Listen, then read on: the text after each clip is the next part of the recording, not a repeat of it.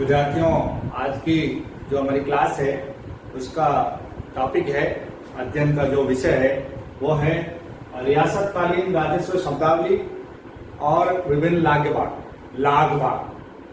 राजपूताना की जो रियासतें हैं उनमें कई अजीबोगरीब रस्मों रिवाज और लाग बाग ये प्रचलित है, तो इसके बारे में जानना हमें अत्यावश्यक है। राजस्व शब्दावली का एक पहला और दूसरा भाग हमने देखा था पहले। अब तीसरा भाग आपके सामने है। सबसे पहले रेख,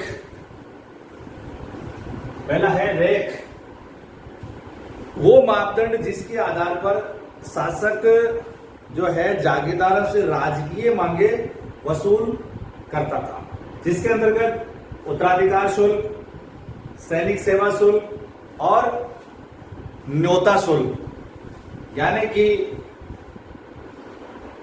किसी जागीरदार की मृत्यु होने के बाद जो उत्तराधिकारी नियुक्त किया जाता था उस समय कोई विशेष प्रकार की शर्तें भी लागू की जाती थी।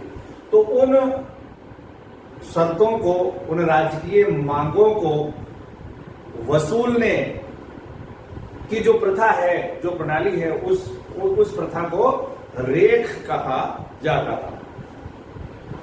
रेज, इसी प्रकार से इसका मिलता जुलता है रेज, वो जो उत्तराधिकार परिवर्तन होता था मृत्यु के बाद या राज्य द्वारा सस्पेंड कर दिए जाने पर या जागीर से हटा दिए जाने पर या अयोग्यता के कारण अन्य उनके परिवार को, बड़े बेटे को जागीरदार नियुक्त करते समय फिर राज्य द्वारा स्पेशल विशेष शर्तें और जोड़ दी जाती थी, उनको भी मानना जरूरी होता था। उसको कहा जाता था रेज। रियायती,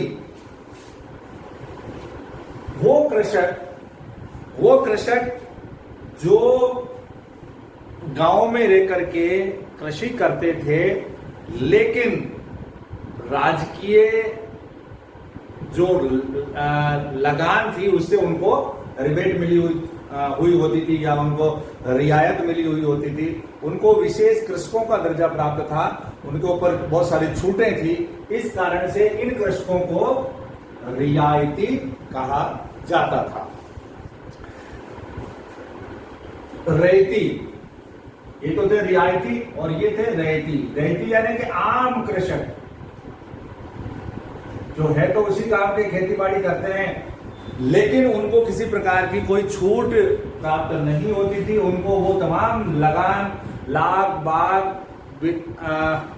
बेगार, पेट बेगार, सारे राज्य द्वारा जो भी थोपे जाते थे वो सब उनको वहन करने पड़ते थे। तो आम जो कृषक होते थे उनको रैयती कहा जाता था और जो विशेष कृषक होते थे वो रियायती कृषक कहलाते थे। लटारा, अगला है लटारा।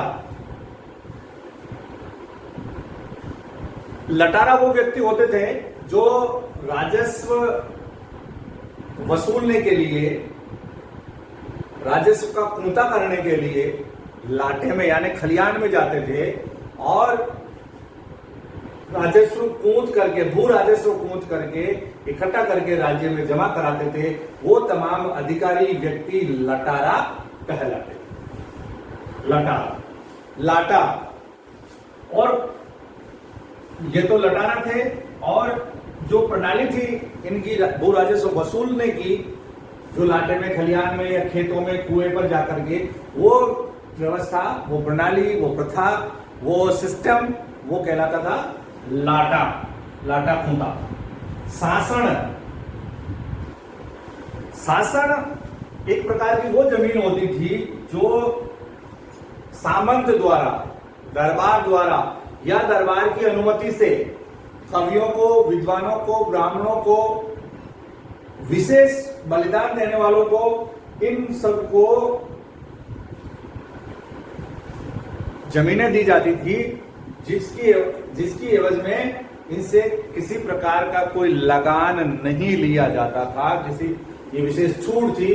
तो वो सारी जमीन जो इन विद्वजनों को दी जाती थी, वो जमीन, वो भूमि, वो खेती बाड़ी, वो कहलाती थी शासन।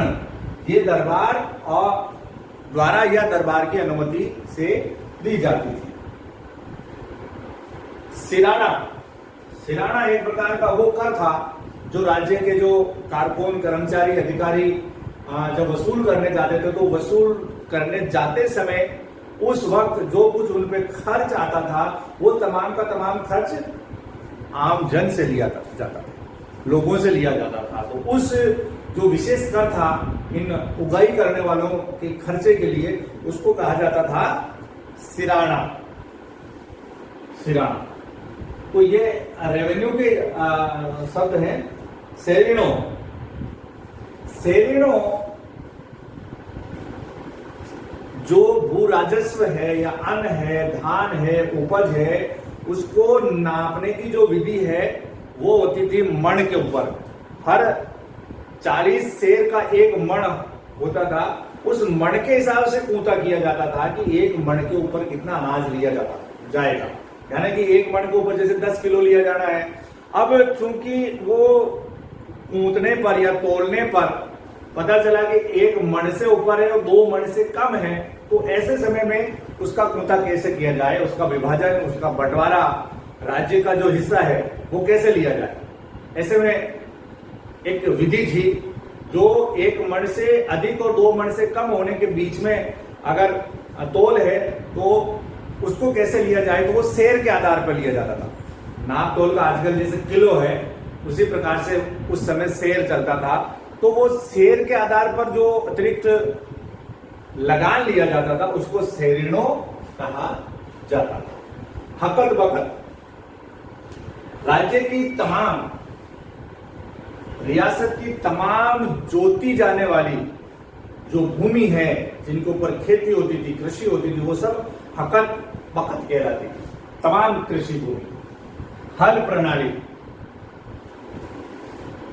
हल प्रणाली हल जोतने के आधार पर भू राजस्व वसूल करने की का सिस्टम था, जिसके अंतर्गत ये अनुमान लगाया जाता था कि एक जोड़ी बैल से एक वर्षा ऋतु में एक सत्र में कितनी भूमि जोती जा सकती है, उसके आधार पर, उस जोड़ी के आधार पर उस जो कृषक था उसके ऊपर लगान तय किया जाता था। मान लीजिए एक जोड़ी बैल से एक कृषक 50 बीघे जमीन जोत सकता है, तो उसको 50 बीघे के हिसाब से या 40 जोत सकता है। तो एक अंदाज लगा करके हर के आधार पर कि भाई एक जोड़ी है, किसी के पास 2 जोड़ी है, किसी के पास 4 जोड़ी है, तो जोड़ी के आधार पर हल कितना चला सकता है उसका एक अनुमान लगा करके उसके ऊपर रेवेन्यू वसूल किया जाता था, लगान वसूल किया जाता था, भू राजस्व वसूल किया जाता था। और ये हल प्रणाली बैलों के साथ ऊंटों पर भी थी। ऊंट वाली जो हल है उनके ऊपर थोड़ा ज्यादा, क्योंकि ऊंट ज्यादा जोत सकता था और बैल थोड़े कम जोते थे। तो बैलों और ऊंटों से जो जोती जाने वाली कृषि भूमि का एक अनुमान लगा करके जो लगान तय किया जाता था उसको हल प्रणाली कहा जाता था। हुक्मनामा,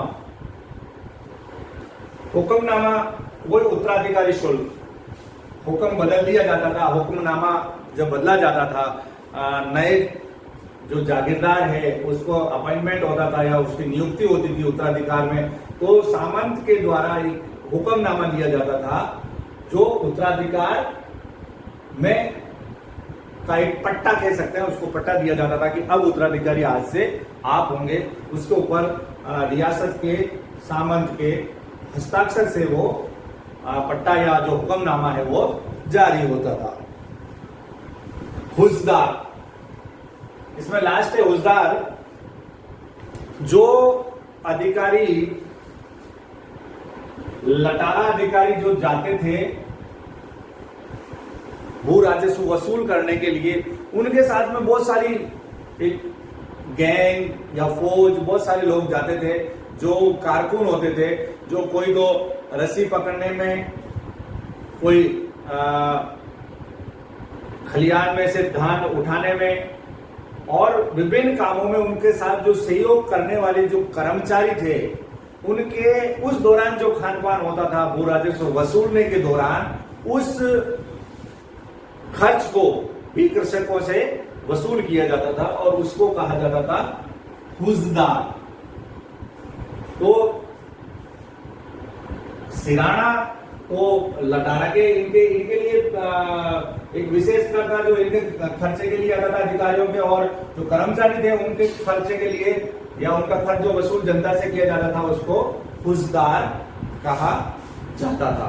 तो इस प्रकार से ये रियासतकालीन जो राजस्व शब्दावली है वो बहुत ही रोचक है, और आज भी इसमें से बहुत सारे शब्दों का इस्तेमाल हम करते हैं, और सामान्य ज्ञान के लिहाज से भी ये बहुत ही मजेदार और इंटरेस्टेड शब्द है, वर्ड है। इनको आप लोगों को देखना चाहिए, ताकि जब RAS, IAS या अन्य जो प्रतियोगी परीक्षाएं हैं उसके अंदर आप अगर प्रविष्ट होते हैं तो ये बहुत ही काम के साबित हो सकते हैं। थैंक यू, धन्यवाद। जलालुद्दीन काठा।